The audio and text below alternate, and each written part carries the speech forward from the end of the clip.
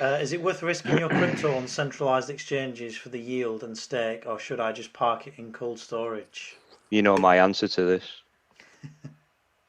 Go for it. What's your answer? No, so my Bitcoin and Ethereum are in cold storage now.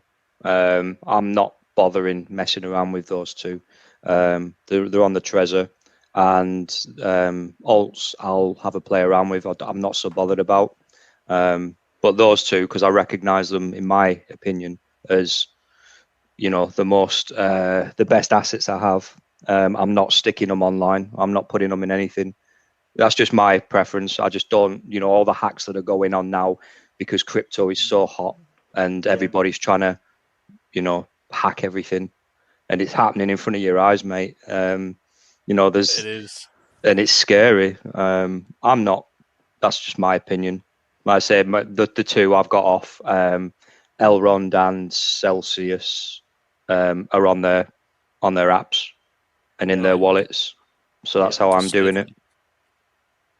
Yeah, no, that's to be fair, that's the right advice. If you want 100% security, then go cold storage. But also, what we want to think about, like Kraken, for example, do 16% on DOT.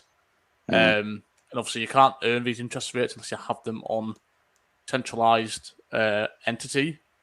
Yeah. So it's up to you. And like Crypto Boomer said, the most likely things to be stolen are Bitcoin and Ethereum. But I'm happy yielding on Celsius with most of my stuff that I can generate. But that's because I'm happy to take that risk. Right. So you've got to decide what risk you want to take, especially with smaller exchanges. So I'm sure it was like last year. I think KuCoin got hacked into 2 or 3 times. Yeah, I'm sure of it.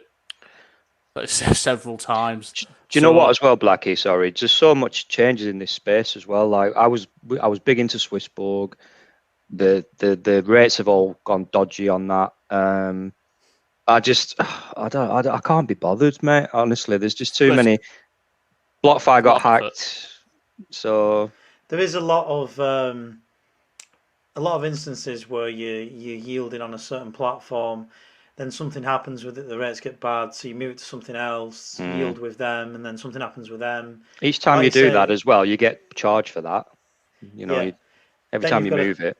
And then you've got to think as well of tax purposes. If you're doing a lot, if you're exchanging it for something else, like you say, in theory, the way you've done it, just send it to your cold storage and keep it there. And Binance regulations keep changing as well. So there's minimum withdrawals now that's coming in. Yeah.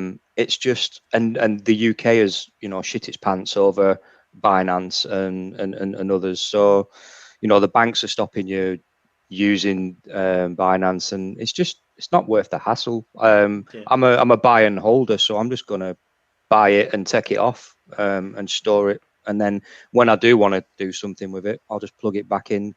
5 to 10 years, which is what I'm holding for. So much is going to change. Again, in 5 to 10, so much will change, but Bitcoin and Ethereum will still be there. Exactly that. Exactly. And you don't have to worry about it though, do you? Because if it's on cold storage, you don't need to worry about this has happened with this exchange, that's been hacked, this has been hacked. You exactly just know that. You've got X amount of Bitcoin and Ethereum, and it's in cold storage, and you're okay no matter what happens out there. You don't you don't have to worry about it. Yeah. But like Blackie said as well, you just got to weigh up the risks. It's just what you feel is I'm happy doing interest because I'm actually actively using it and spending it on a weekly basis. But I only do it with very select platforms. I'm only earning interest on Celsius and the Maya app at the moment.